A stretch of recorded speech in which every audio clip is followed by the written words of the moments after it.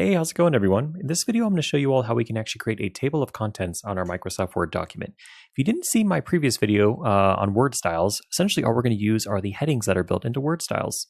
And what we're going to do is we're going to use those headings to build a hierarchy. So think of heading 1. So if I come up here to Word styles, and if you don't know where that is, if you go to Home, there's a Styles section, and you can just click the drop down and see all the different styles. And you should have at least heading 1 and heading 2 built in, and you can always create your own Word styles as well.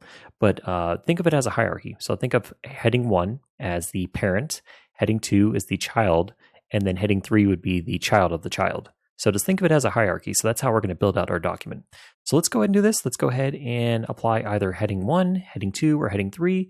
And then once we have all those in place, then we'll go ahead and we'll build out our table of contents. But this is what we have to do first to prep everything. So heading 1. Okay, good. Heading 2. Good. Heading 3. Good. Heading 1.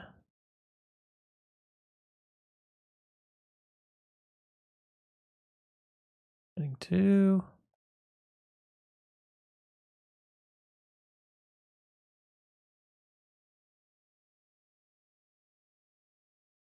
And we're almost done. I think there's a couple more, and then we'll be good to go. Probably should have arranged the, I don't think it lets me. Let's try to arrange the order. All right, and we have heading 2, and then I think that's the last one.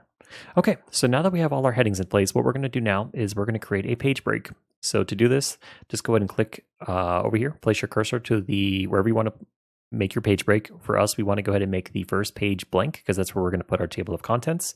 So now my cursor is before heading 1. So now I'm going to hold Control on my keyboard and press Enter.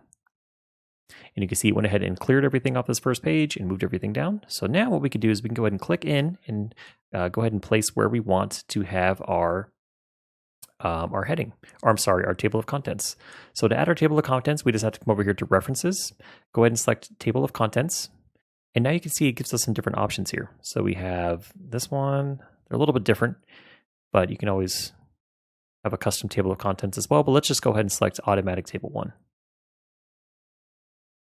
Okay, and it's kind of confusing because all my headings are called heading, but you can see I have the iteration. So heading 1, the first iteration of it is here.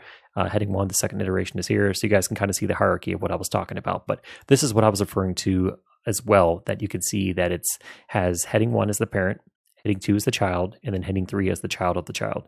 So just keep that in mind when you're creating your headings, that if you want to create a hierarchy, heading 1 is the parent, heading 2 is the child, heading 3 is the child of the child. Hopefully that makes sense.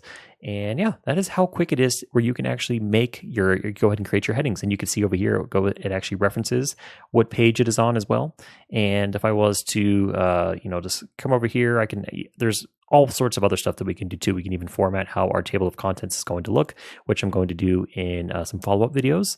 But I challenge you all, if you can either create something similar to my document just so you get some practice, or maybe you have a real document where you can go ahead and add headings to it and then go ahead and apply your table of contents.